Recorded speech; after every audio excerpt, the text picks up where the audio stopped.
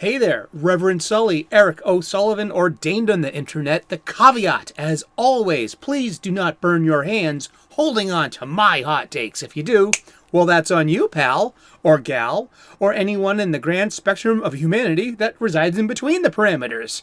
Yes, indeed, it's time for the movie of the week. And this is something that I was just so bowled over with pleasure to watch with a group of very, very close friends over a Zoom on Christmas night. And it's The Sound of Music. Ha ha ha! Yes, indeed, The Sound of Music. And let me tell you, good movies are out there. You just gotta know where to find them. This is a 1965 musical. It's about 3 hours long, and it's beautiful. Everything's shot on location in Technicolor. So those are all real mountains in the background, real castles, real locales. It is so lush and rich. It is a wonderful movie experience. And all the songs, I grew up watching this. This was on every year around this time, like clockwork. And so growing up with The Sound of Music, we kind of took it for granted. And I haven't seen it, in literally decades. And to remember all of these songs and all of these moments. But now that I'm a grown-up and I'm just overwhelmed with such good feelings watching this movie, specifically Julie Andrews. Wow, how beautiful. She's so gorgeous. And Christopher Plummer is a young, handsome man as Captain Von Trapp. And the kids, they were all such talented young actors and actresses. It was just a really, really good movie. And also, I'll say this much too, through the lens of modern theories, such as queer theory as well. What do you think about Herr Datweiler? Was Herr Datweiler gay-coded? I thought so. Come on, it's a 1965 movie. I mean, it's just like there were no out characters then. That's why there's such thing as gay coding today. So leave a comment in the comment section. Do you think Herr Datweiler was gay-coded? I certainly do. It's like, it hit all those notes, I think. But also that scene with Captain Von Trapp ripping the Nazi flag in two. Gosh, isn't that so stirring even today? And it's just a wonderful, well-told story. And like I said, it's 3 hours long. It's not a short movie, but it doesn't feel like it's a long movie. Like when I was watching Dune, it just, the 2021 Dune, Villeneuve's, that did not feel like a 2.5 hour long movie.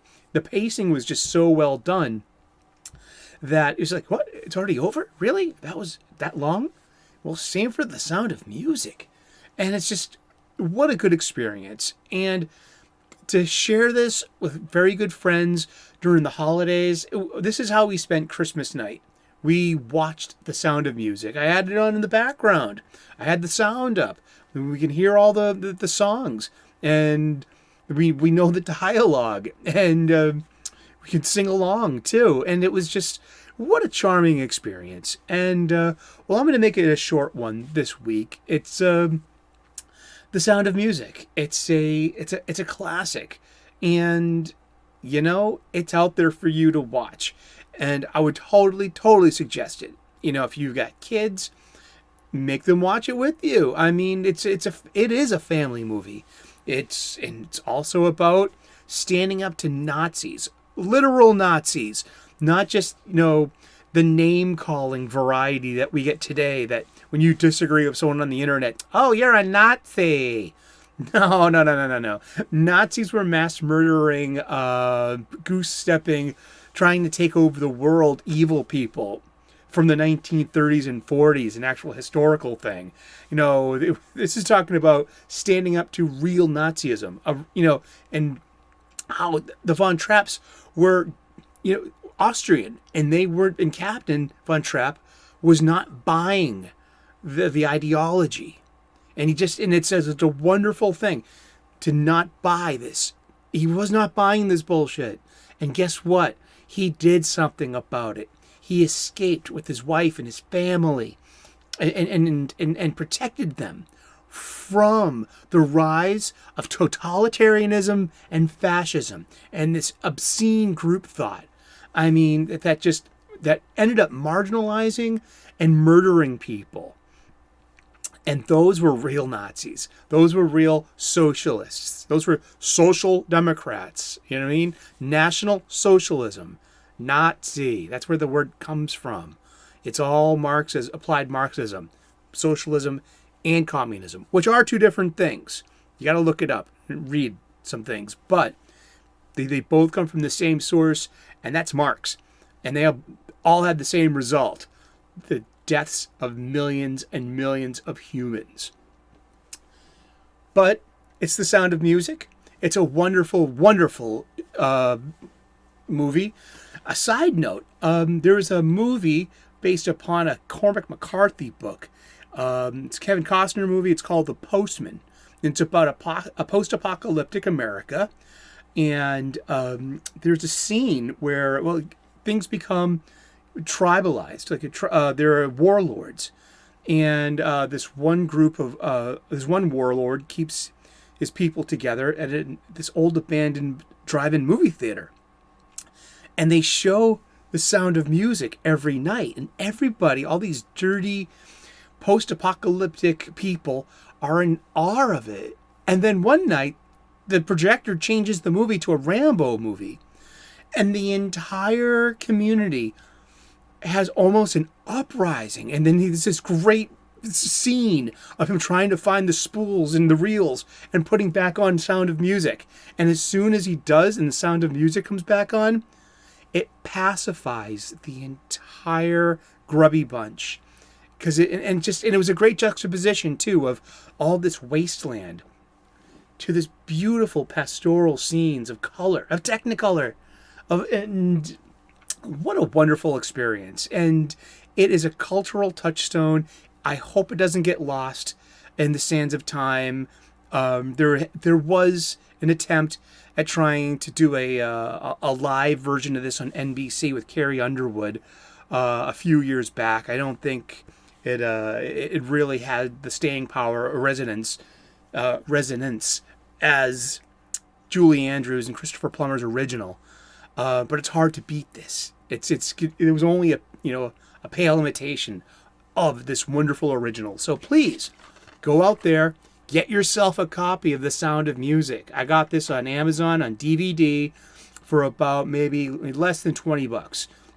It's worth every penny, and it's going in the Christmas pile. It's going up there with Batman Returns, with Die Hard, with Lethal Weapon 1, and with A Christmas Story, and National Lampoon's Christmas Vacation, and It's a Wonderful Life. It's The Sound of Music. And it's okay to have a retro crush on Julie Andrews, because I say so. Well, thank you so very much for tuning in. Give me a thumbs up if you like this kind of content. Give me a thumbs down if you didn't. I'm a big lad. I can handle it. Leave a comment in the comments section. What do you feel about The Sound of Music? Did you grow up watching it too? Do you really get, that big smile when Captain Von Trapp rips the Nazi flag in two? Man, that's movie making. The genuine chemistry between Julie Andrews and Christopher Plummer. It was just amazing. And it's old style movies. We call them micro expressions today, but these little micro expressions were able to give us this to communicate the feeling of growing love between Maria and Georg. It was just, and the Baroness could see it. The Baroness was his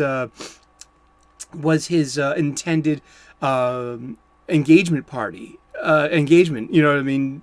But she could see it, that Maria and Captain Von Trapp were falling in love, and she didn't have a chance with this young nun. And what a wonderful movie. So please tune in and get yourself a copy of The Sound of Music. And you know what?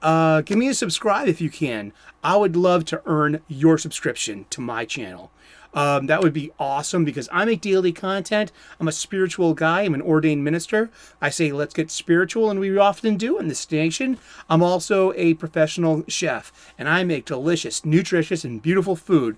I want to give you restaurant level hacks that you can share with your family at your table. And eating together as a big family together is should never be taken for granted. We're never getting these moments back, so enjoy them. Relish these moments together. Well, you have a great day. And remember, the hills are alive with the sound of music. I almost said the sound of Griswold, but, I wanted to keep it real.